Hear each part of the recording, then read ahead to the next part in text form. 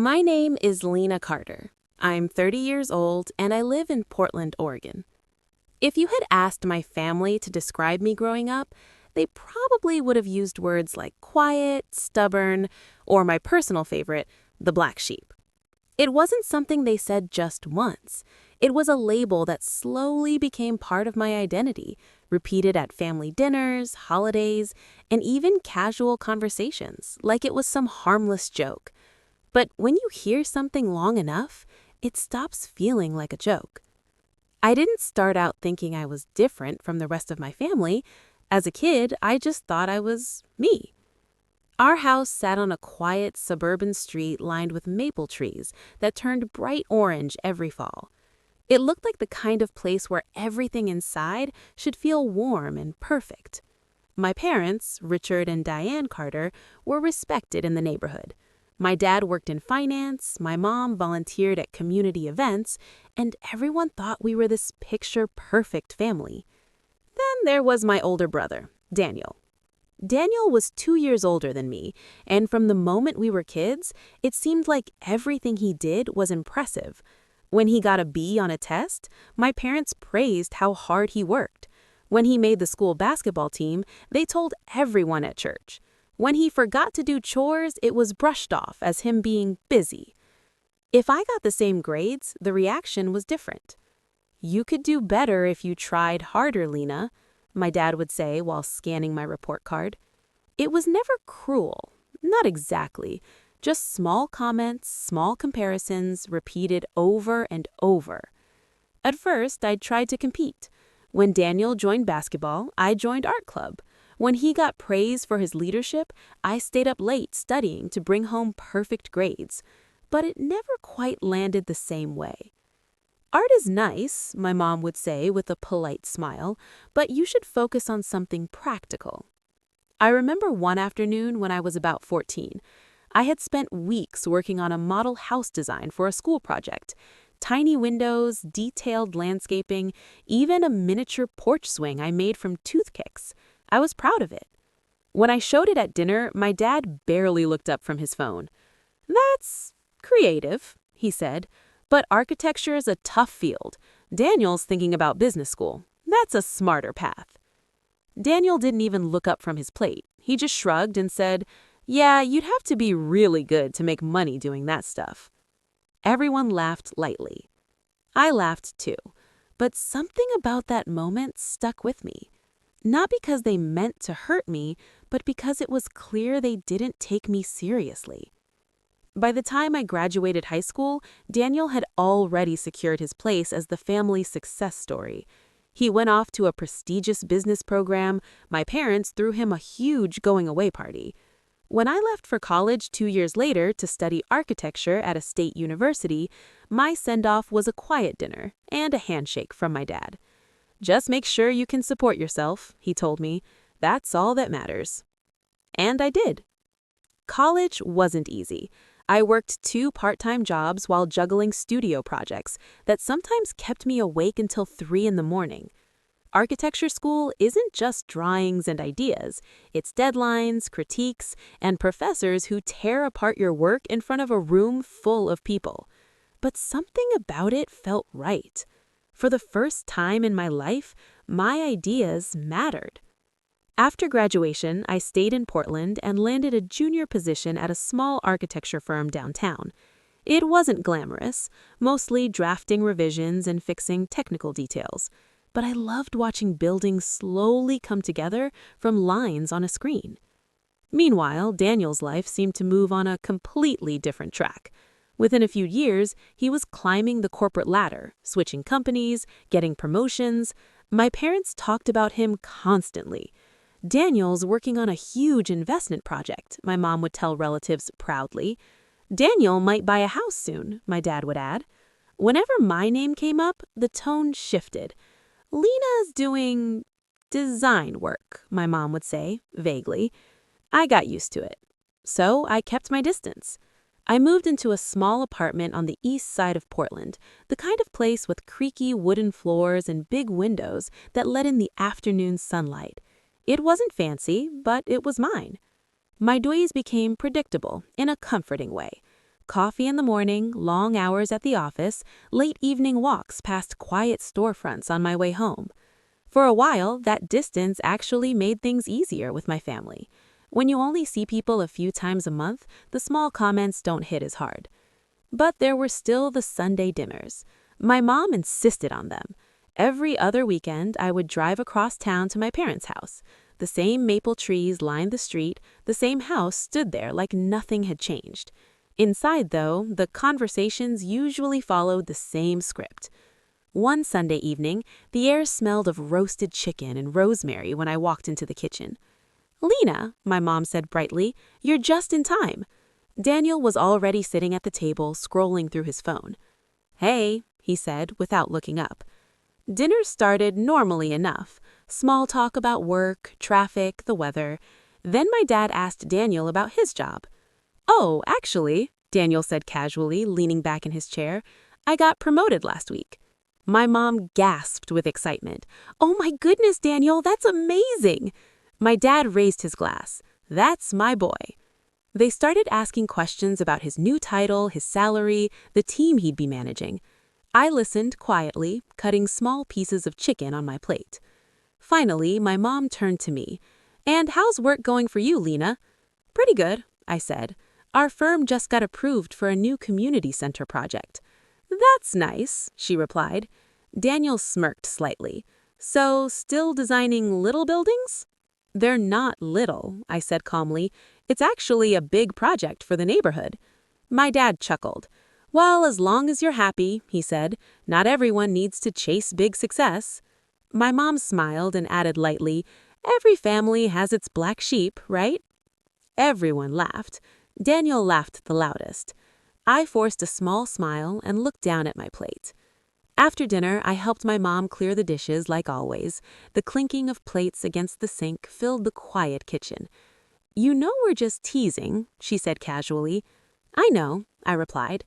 But the words stayed with me the entire drive home. The city lights blurred past my windshield as I crossed the bridge back toward my apartment. The river below reflected the glow of street lamps, rippling quietly in the dark.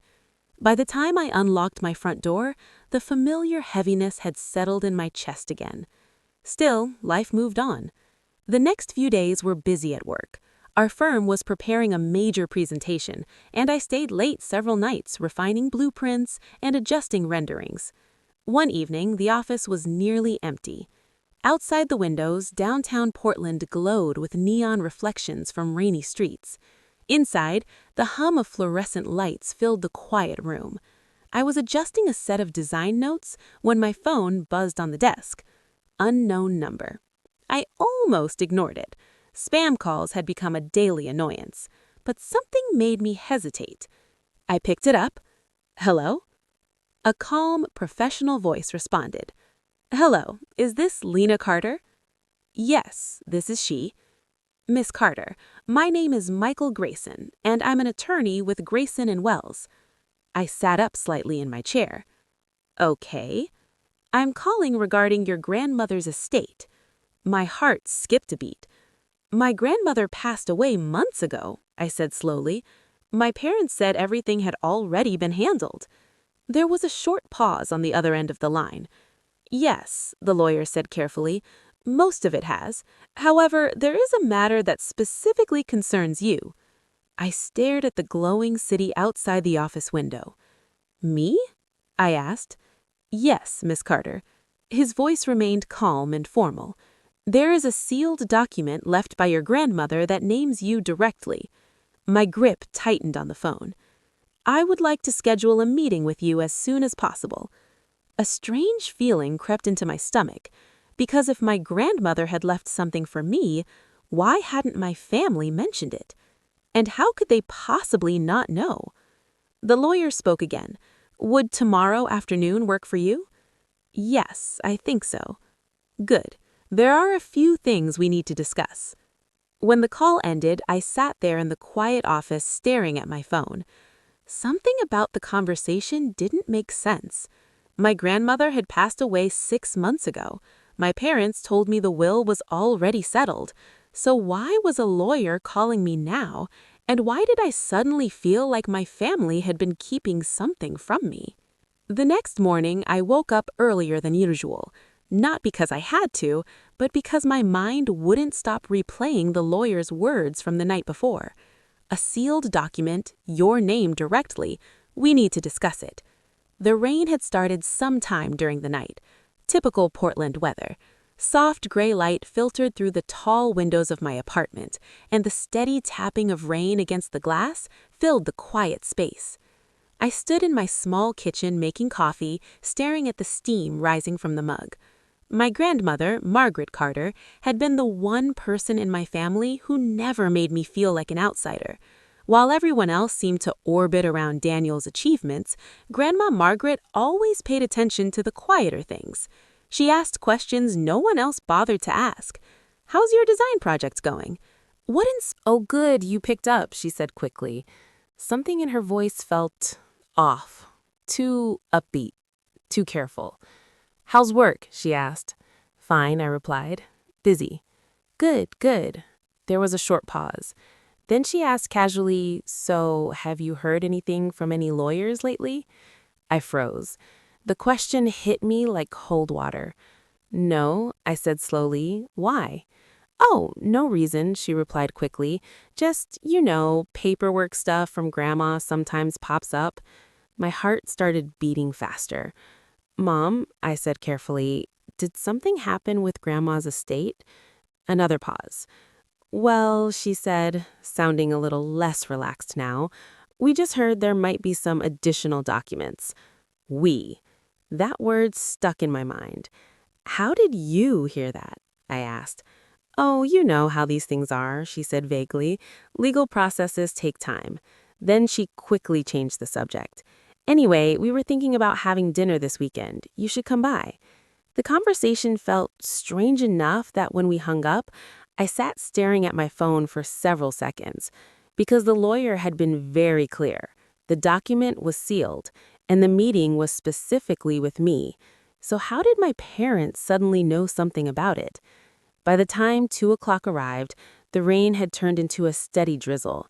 Attorney Michael Grayson's office was located in a quiet building downtown, just a few blocks from the river. The lobby smelled faintly of polished wood and coffee, and the receptionist greeted me with a polite smile. "Miss Carter, Mr. Grayson is expecting you." She led me down a hallway lined with framed certificates and legal awards, before stopping at a large wooden door. When she knocked, a calm voice called from inside, "Come in." The office itself was surprisingly warm compared to the gray weather outside. Tall windows overlooked the city, and shelves filled with neatly arranged law books lined the walls. Behind a large wooden desk sat a man in his early 50s with silver hair and rectangular glasses. He stood as I entered. "Miss Carter," he said, offering his hand. "Thank you for coming." "Of course," I replied. We sat across from each other at a small round table instead of the desk. A thick folder rested between us. For a moment, he studied me carefully. Then he spoke. "Your grandmother was a remarkable woman." I smiled faintly. "Yes, she was." He nodded. "Margaret Carter was also very organized. Before she passed away, she left extremely specific instructions regarding certain parts of her estate." He opened the folder and removed a sealed envelope. My name was written on the front in elegant handwriting. Lena Carter. My stomach tightened. That envelope, he explained, was to remain sealed for exactly 6 months after her passing. "Why?" I asked quietly. "Because," he said, folding his hands, "your grandmother wanted time to pass before certain information was revealed." I stared at the envelope. Something about it felt heavy, not physically, but emotionally. "What's inside it?" I asked. Mr. Grayson shook his head slightly. "Before we open it, there are a few things I need to confirm." He pulled out another document. "Your grandmother added a clause requesting that I verify certain details about your life and your relationship with the rest of the family." I blinked. "My relationship?"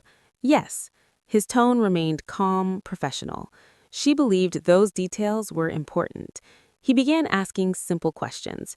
Where I lived, where I worked, how often I saw my parents, how close I was with my brother. At first, the questions felt routine, but the more we talked, the more I realized something strange.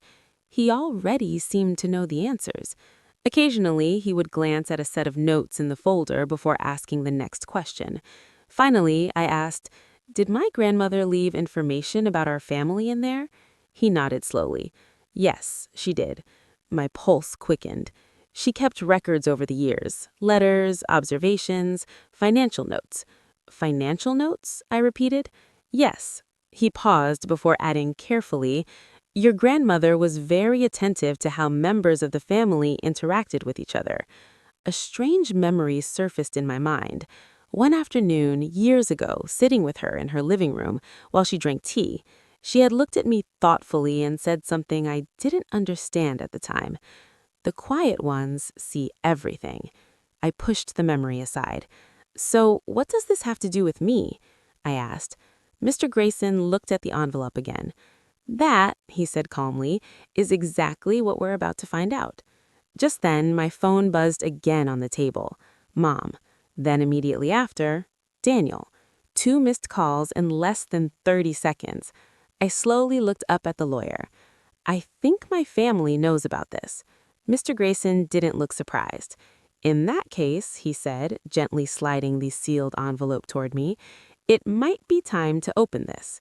I stared at my name written across the front, because suddenly I had a feeling this envelope might explain something my family never told me, and maybe something they never expected me to find out.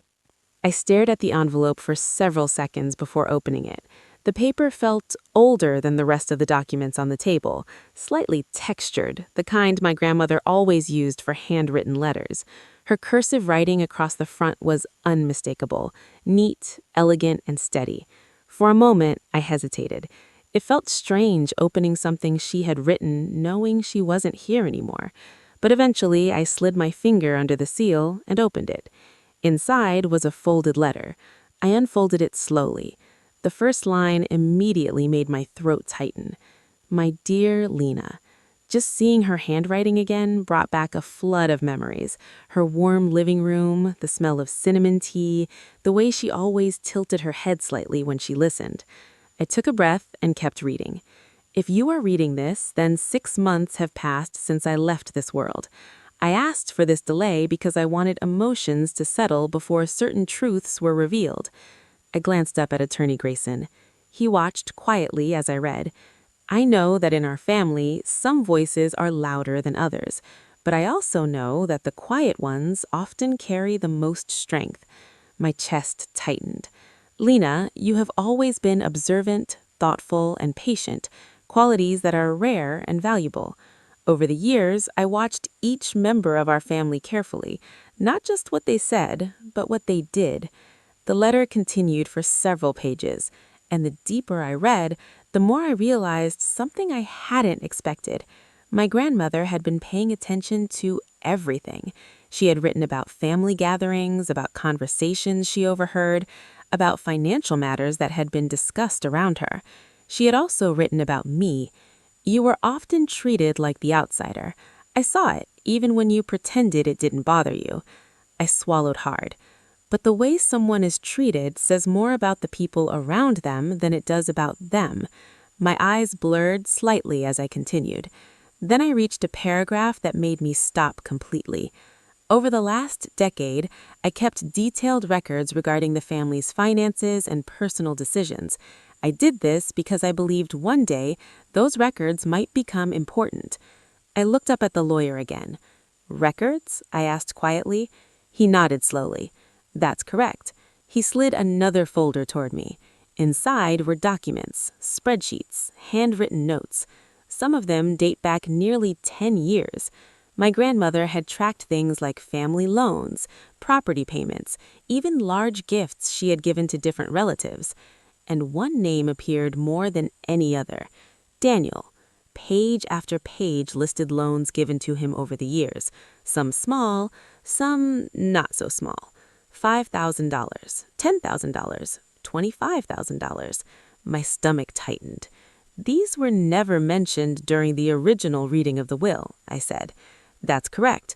Because, he explained calmly, your grandmother specified that these records were not to be revealed until the 6-month period had passed. I leaned back slightly in my chair. So my parents don't know about this. His answer was careful. Not yet. I looked down again at the numbers. The total amount Daniel had borrowed over the years was more than $200,000. I blinked. That can't be right, I said quietly. But the documents were clear. Some loans were marked as temporary business investment.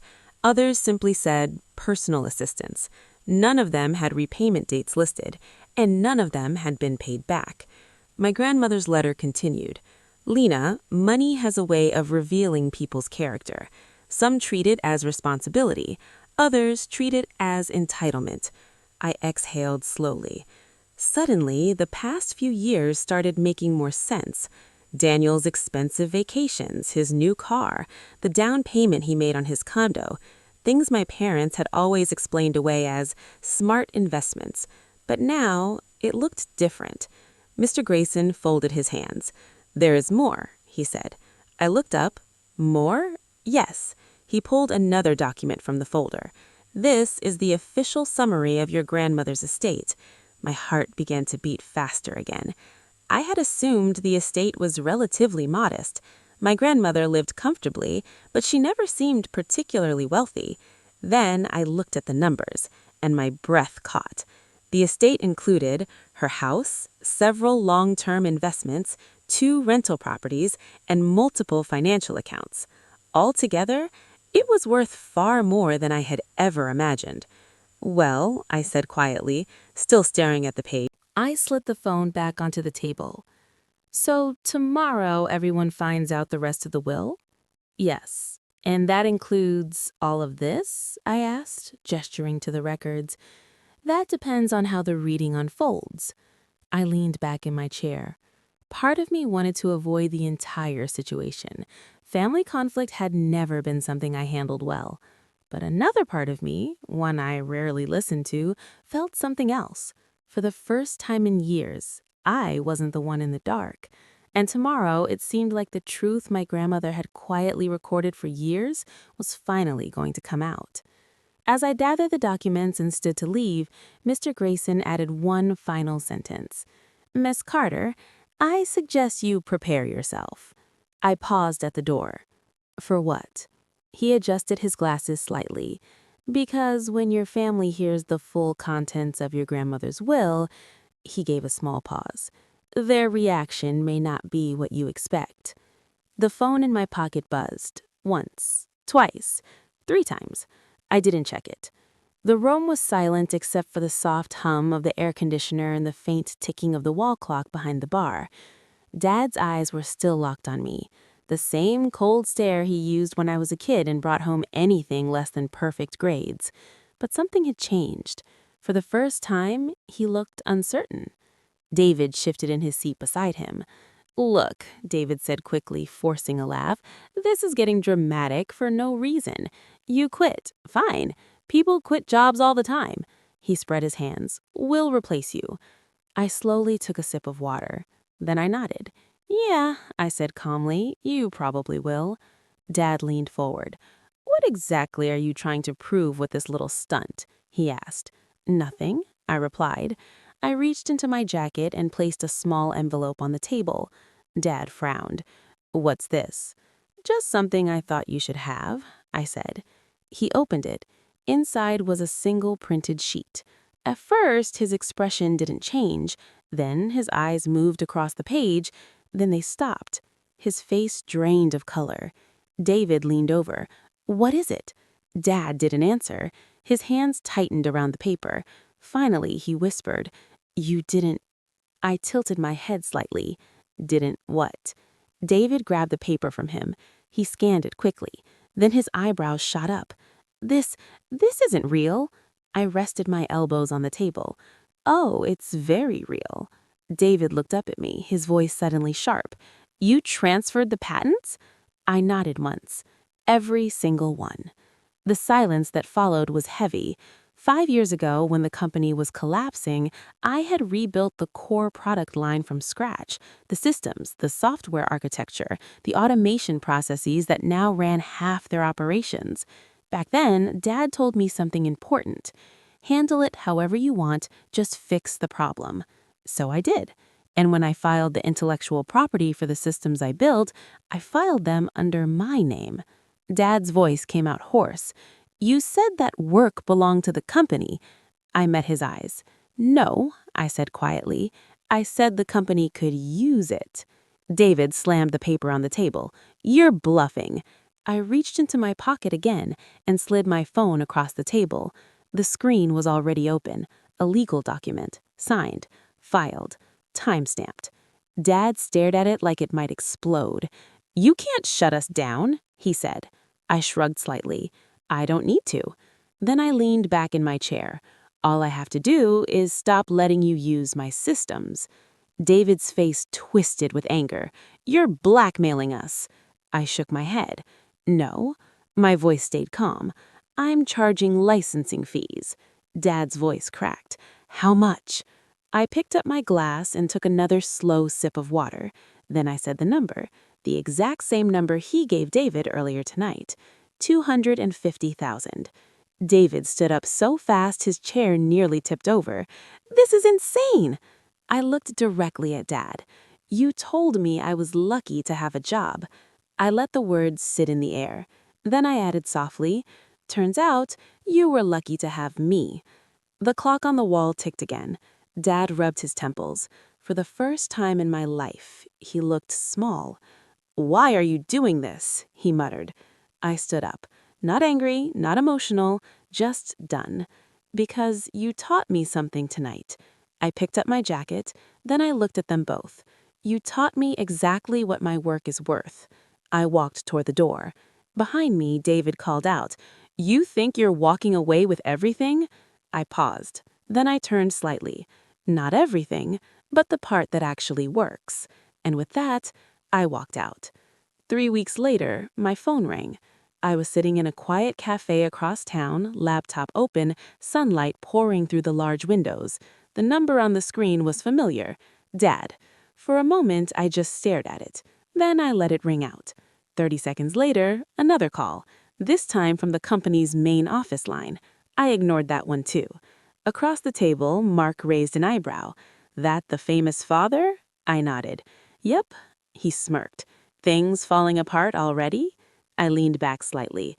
"Faster than I expected." Mark whistled quietly. "Well, removing the core automation systems from a company that runs on them tends to do that." And that was exactly what I had done. 2 days after our dinner, the licensing access expired. Every system I built shut off at once. The scheduling automation, the client data processing, the logistics routing, the financial reporting tools. 5 years of infrastructure. Gone. Overnight. At first, they thought it was a technical glitch. Then their IT team realized something worse. They didn't actually own the systems running the company. My phone buzzed again. A text this time, from Dad. "Call me. This isn't funny." Another buzz. "We need to talk." Another. "This is hurting the company." I closed the message without replying. Mark sipped his coffee. "So what's the damage?" I pulled up a news article on my laptop and turned the screen toward him. He read the headline out loud. "Major client suspends contract after system failures." His eyebrows lifted. "Ouch." I scrolled down. Another article. "Shipping delays hit national distributor." And another. "Company faces lawsuit over missed deadlines." Mark leaned back slowly. "Wow." Then he looked at me. "You really built all that?" I shrugged slightly. "Someone had to." My phone buzzed again. This time it wasn't a call, it was a voicemail. I played it. Dad's voice came through the speaker. For the first time in my life, he sounded desperate.